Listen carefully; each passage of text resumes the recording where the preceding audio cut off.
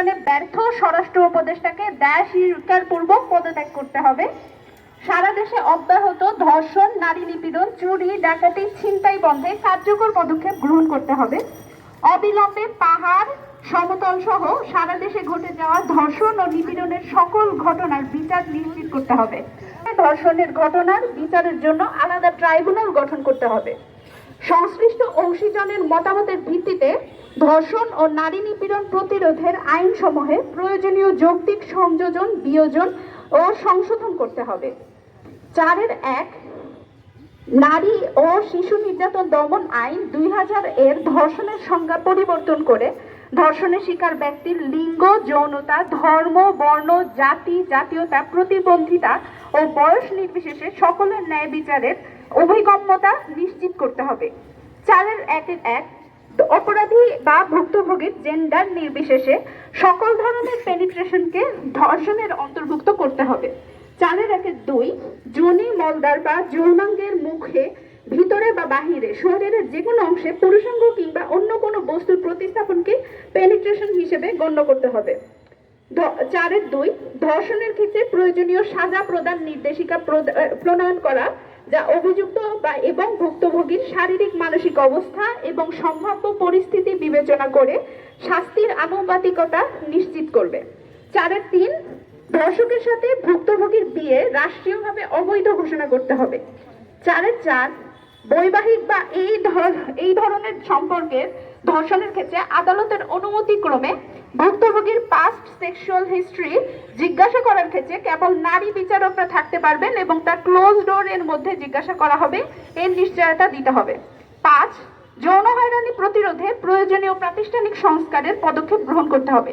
5-1 শিক্ষা প্রতিষ্ঠান ও কর্মক্ষেত্রে যৌন হয়রানি প্রতিরোধে হাইকোর্টের নীতিমালার গণতান্ত্রিক সংস্কার সাধন করে সকল শিক্ষা প্রতিষ্ঠান ও কর্মক্ষেত্রের জন্য যৌন নিপীড়ন বিরোধী সেল গঠন আইন করে বাধ্যতামূলক করতে হবে।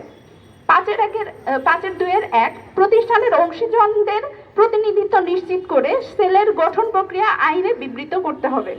5-2 সেলের কার্য প্রক্রিয়া স্বচ্ছ এবং অভিযুক্ত বা অভিযোগকারীর যে কোনো ধরনের ক্ষমতা প্রয়োগের আওতামুক্ত রাখতে হবে।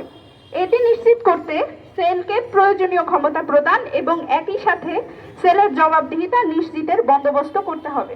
5-2 বিচার ও আইন ব্যবস্থার সাথে সংশ্লিষ্ট সকলের জেন্ডার সংবেদনশীলতার প্রশিক্ষণ নিশ্চিত করতে হবে।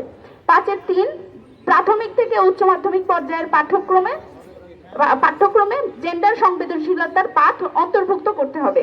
5-3-1 সম্মতি ও পছন্দের পরিষ্কার ধারণা দেয়, লিঙ্গভিত্তিক সহিংসতা প্রতিরোধের তথ্য ও জ্ঞান প্রদান করে এমন পাঠ পাঠ্যক্রমে অন্তর্ভুক্ত করতে হবে। 6 ধর্ষণের কেস নেওয়া নিয়ে যে থানাগত জটিলতা তা দূর করতে হবে। বিশেষ আইন অথবা বিশেষ সেলের অধিকার বলে ধর্ষণের অভিযোগ যে কোনো থানা গ্রহণ করবে এবং কার্যকর ব্যবস্থা গ্রহণ করবে। 7 ভুক্তভোগী ও সাক্ষীকে সকল প্রকার সুরক্ষা প্রদানের জন্য 2011 সালে পর্যালোচিত সাক্ষী সুরক্ষা আইন পুনরায় পর্যালোচনা ও প্রয়োগ করা।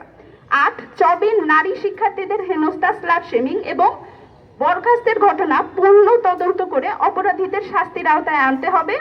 দায়িত্বপ্রাপ্ত কর্তৃপক্ষ স্ল্যাপ শেমিং করলে তাকে দায়িত্ব থেকে অব্যাহতি দেওয়া হবে। 9 বিশ্ববিদ্যালয় সহ সকল শিক্ষা প্রতিষ্ঠান এবং অন্যান্য প্রতিষ্ঠানে শিক্ষার্থী ও শিক্ষক সমন্বয়ে স্বাধীন যৌন নিপীড়ন বিরোধী সেল কার্যকর করতে হবে। সেলে আবশ্যিক নারী সদস্য থাকবে। অপরাধ প্রমাণ সাপেক্ষে দোষীকে শাস্তি দেওয়ার ক্ষমতা উক্ত সেলকে দিতে হবে। ধন্যবাদ সবাইকে।